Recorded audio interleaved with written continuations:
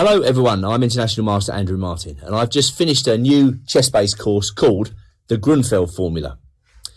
The idea for this came from Viktor Korchnoi a long time ago when he answered a question from a lower rated player about what to play in a certain game by saying, well, just play the Grunfeld. Play the Grunfeld against everything apart from 1e4. And so this statement got me to thinking, could black adopt a universal approach against every opening apart from 1e4, using the moves d5, knight f6 and g6 as the base? Well, I've found Korchnoi's answer to be only partially true. Mostly true. You can use a Grunfeld type approach against most openings, but there will be exceptions. And I've tried to point out the exceptions in this course and give you different suggestions at those times.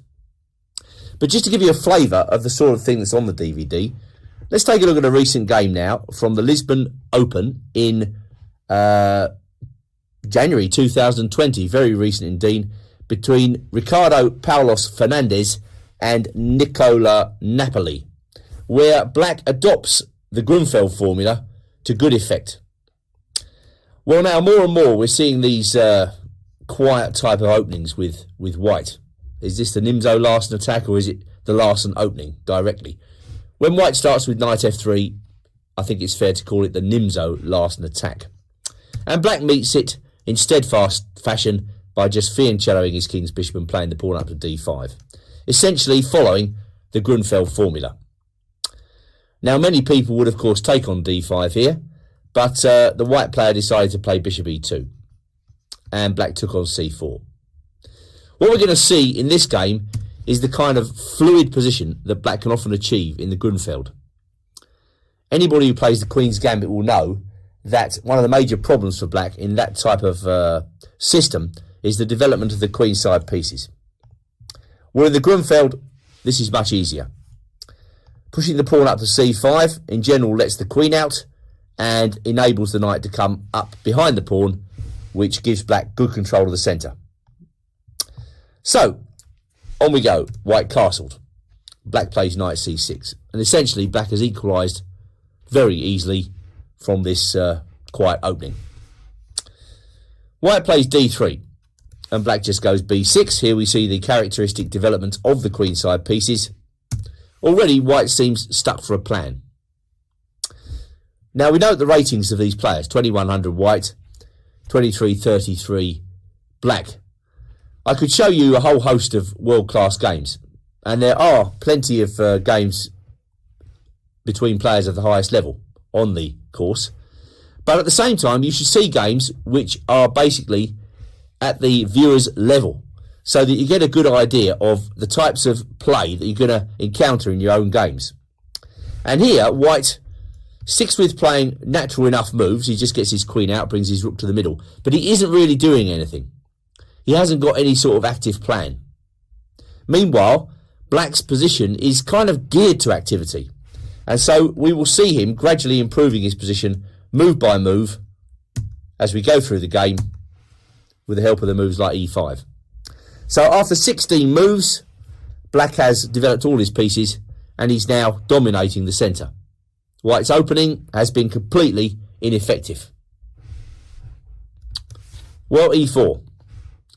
I guess that white did not like the idea of black playing e4 in this position, so he decided to stop him.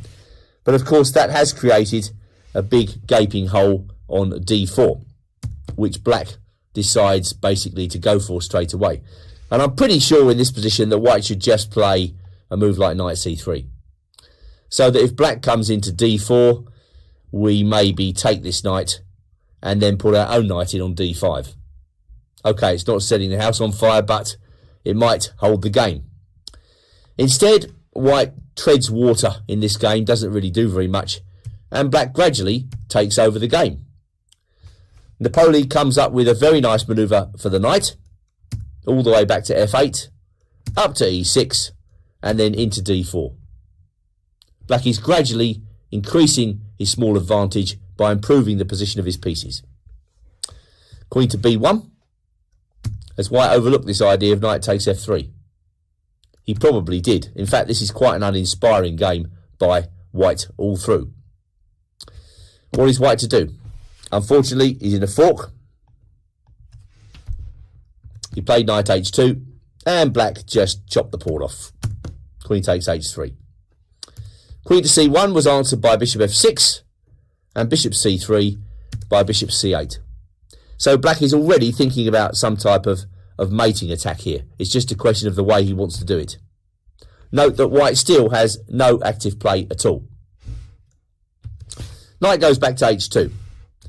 Bishop g7, a4, and finally we see that black has hit on the right plan as he pushes his rook up to d6.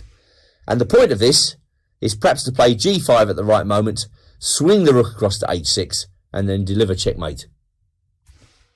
So, white helps him by playing queen b2. Well, you didn't need to do that, but black would have found a way to push that g-pawn.